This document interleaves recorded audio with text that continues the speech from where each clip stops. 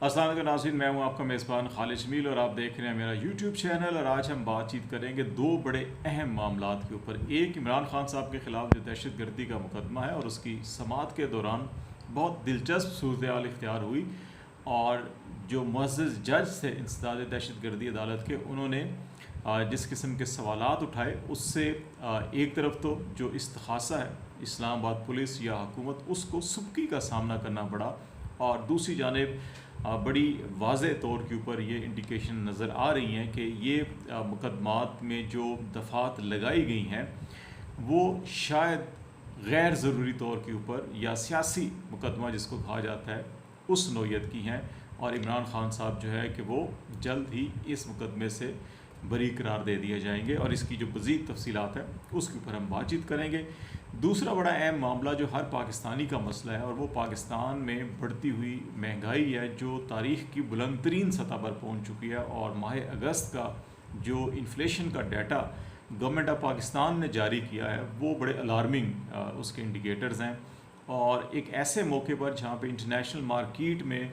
Petroleum prices की कीमतें भी अगर हम देखें तो वो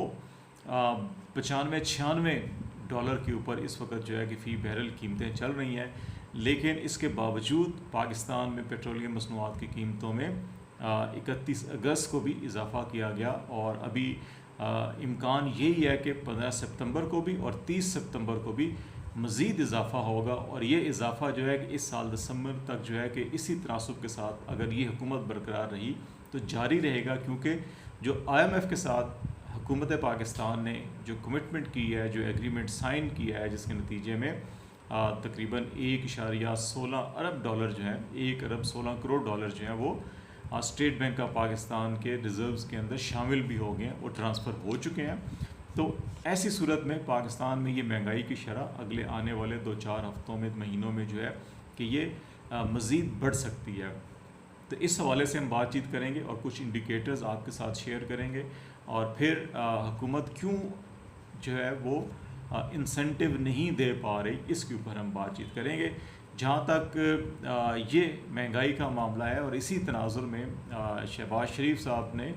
जो अरकान कौमी और सूबाई असम्बली हैं उनको इस्लामाबाद में तलब किया था, उनके एजाज़ में ज़ुराना दिया, और वहाँ पे एक तवील नशिस्त हुई, और उससे वज़ीर आज़म शहबाज शरीफ साहब ने ख़िताब भी किया। और इस ख़िताब में भी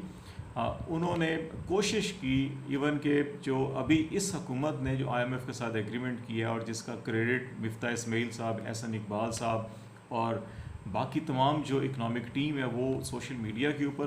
ऊपर आकर उसका क्रेडिट ले रही है कि हमने मुल्क को डिफ़ॉल्ट होने से बचा लिया और एग्रीमेंट हमने साइन कर लिया। और दूसरी तरफ ये कहा जा रहा है कि पाकिस्तान तहरीक इंसाफ ने मुल्क की कौमी सलामती और माशी सलामती के मुनाफी साजिश की और IMF के साथ होने वाले इस एग्रीमेंट को सबराज करने की कोशिश की, लेकिन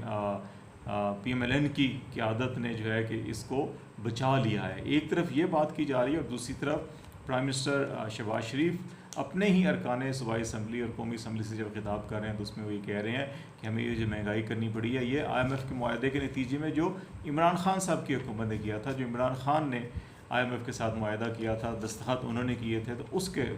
वजह से हमें ये महंगाई करनी पड़ रही है। तो ये कंट्रडिक्शन जो है शायद एक आम आदमी को या पाकिस्तानियों को मुतमिन नहीं कर सकेंगी। सारी दुनिया को पता है एग्रीमेंट साइन जो है कि अभी इस हुकूमत ने किया है, और उसी के नतीजे में जो पेट्रोलियम डेवलपमेंट लेवी जो एक ज़माने में पाकिस्तान में कुछ 10 रुपये के करीब थी पर लीटर, उसको मिफ्ता इस्माइल साहब ने ही 218 में बढ़ाकर जो है कि वो 35 से 40 रुपये कर दिया था। फिर बाद में इमरान खान दौरे हुकूमत में इसको कम किया गया था, लेकिन इस बार फिर मिफ्ता इस्माइल साहब भी पाकिस्तान के वज़ीर ख़जाना है, और ये कमिटमेंट की गई है IMF के साथ कि हम पेट्रोलियम डेवलपमेंट लेवी 50 रुपये तक लेके जाएंगे, और पर लीटर सेल्स टैक्स जो है वो भी 11% होगा पेट्रोलियम मसनूआत के ऊपर। तो इससे आप अंदाज़ा लगा सकते हैं कि अगर इस वक्त हम एवरेज 250 रुपये पर लीटर लगाएं पेट्रोल की कीमत, तो इसका मतलब है 25 रुपये इसके ऊपर सेल्स टैक्स, और पेट्रोलियम डेवलपमेंट लेवी 50 रुपये, जिसको 5 से 10 रुपये जो है कि इन्फोर्स की जा चुकी है। अगर वो देखा जाए तो ये 50 से 60 रुपये अभी मज़ीद पेट्रोल जो है ये 60 से 65 रुपये जो है ये महंगा होना है। इंटरनेशनली जो ट्रेंड है, अगरचे वो पिछले 1-2 महीनों से नेगेटिव जा रहा है, कमी आ रही है उसके अंदर, लेकिन हुकूमत जो है कि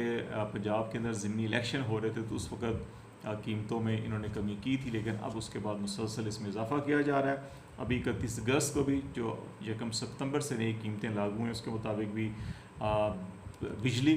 तकरीबन 4.5 रुपये फ़ी यूनिट महंगी की गई, पेट्रोल 2.75 फ़ी लीटर महंगा किया गया, डीज़ल जो है वो 3 रुपये फ़ी लीटर महंगा किया, मिट्टी का तेल जो है वो 11 रुपये फ़ी लीटर महंगा किया गया। और इसके साथ साथ अगर इन्फ्लेशन का जो गवर्नमेंट ऑफ पाकिस्तान का अपना डाटा है जो जारी किया गया उसके मुताबिक अगस्त में भी जो महंगाई की इजाफे में शरह थी उसके अंदर मज़ीद इजाफा हुआ, और अगस्त में जो पाकिस्तान में CPI इन्फ्लेशन 27.3% तक पहुंच चुका है। यही इन्फ्लेशन जब महंगाई मकाओ मार्च किया गया था PDM की जानब से, JUI की जानब से, पाकिस्तान पीपल्स पार्टी की जानब से, PMLN की जानब से, तो उस वक़्त ये कोई 13% के 12-13% के दरमियान उस वक़्त ये महंगाई थी, और महंगाई मकाओ मार्च किया जा रहा था, हुकूमत को ख़त्म किया जा रहा था। अब वही जो 12-13 थी वो बढ़कर जो है वो 27.3% तक पहुँच चुकी है। देहातों में जो महंगाई की शरह है वो शहरों की निस्बत ज़्यादा वहाँ पर हो चुकी है, और वो तकरीबन 29% को टच कर रही है, 28.8% है। इसी तरह जो फूड इन्फ्लेशन है वो इस पूरे साल में अगर कंपेयर करें इसको पिछले साल की निस्बत, तो ये 29% इसमें इजाफा हो चुका है। और फ्यूल के अंदर 84%,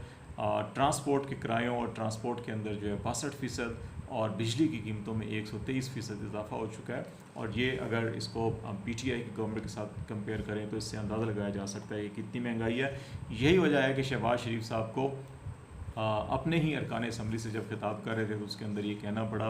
कि हमें इस वक्त जो सिचुएशन है और जो टफ़ शराइत हैं, एक तरफ कहते हैं कि इमरान खान साहब ने माहिदा किया IMF के साथ साइन किए जिसकी वजह से हमें करना पड़ रहा है, और दूसरी तरफ ये भी साथ ही उसी सांस में कह रहे हैं कि IMF ने हमें इतना मजबूर किया कि हमें अपने नाक से लकीरें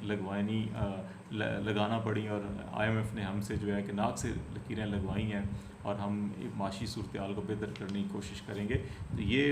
इस वक्त जो इकनॉमिक सिचुएशन है जिस पे क्लेम था कि हम तजर्बाकार हैं और हम इकनॉमिक मैनेजमेंट बहुत अच्छी है, हमारी इकनॉमिक टीम बहुत अच्छी है, वही अब कह रहे हैं कि हमें नाक से लकीरें लगाने पर हम मजबूर हो गए हैं। और जहाँ तक इमरान खान साहब का केस है इंसदाद दहशतगर्दी की अदालत में, जो राजा जवाद अब्बास हसन साहब की अदालत थी उसमें इमरान खान साहब पेश नहीं हुए थे। उन्होंने इस्तिस्ना मांगा था कि पुलिस थ्रेट अलर्ट जारी हुआ है कि उनकी जान को ख़तरा है, लेकिन जज साहब ने ये कहा कि अगर वो पेश नहीं होंगे तो फिर ज़मानत में कैसे तोसी हो सकती है, उनको पेश होना होगा। फिर वक्फ़ा किया गया और इमरान खान जो है वो दोबारा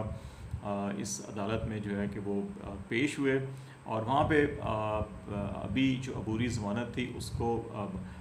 12 सितंबर तक मज़ीद उसमें तोसी की गई है, और जो नई दफ़ात इसी मुकदमे में इमरान खान के ख़िलाफ़ आयद की गई हैं, लगाई गई हैं, उनमें भी इमरान खान साहब को ज़मानत दी गई है 12 सितंबर तक। और इसमें जज साहब ने 2-3 बड़े अहम क्वेश्चन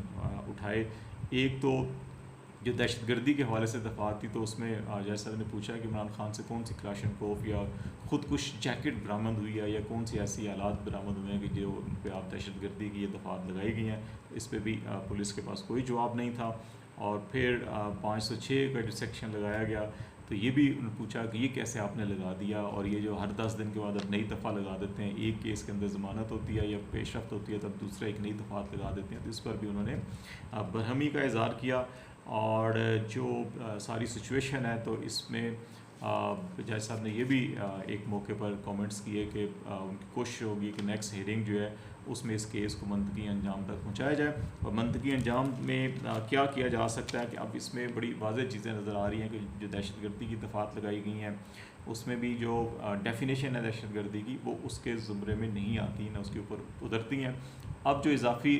दफ़ात लगाई गई हैं 506 की, 189 की, ये उसी किस्म की दफ़ात हैं जिस किस्म की पहले कार्य सरकार में मुदाखलत करना या असाइनमेंट करना, किसी को इश्तिहाल दिलवाना, उस किस्म की चीज़ें हैं। और ये सारी की सारे काबिल ज़मानत भी हैं। और इनमें जहाँ पे हाई कोर्ट के चीफ़ जस्टिस अतर मिनल्ला साहब ने ये रिमार्क्स दिया, अटॉर्नी जनरल को कहा कि आप ये क्या दहशतगर्दी के और गद्दारी के मुकदमा दर्ज करते फिर रहे हैं, तो इन पर नज़रसानी करें। तो इसलिए अब ये दिखाई देता है कि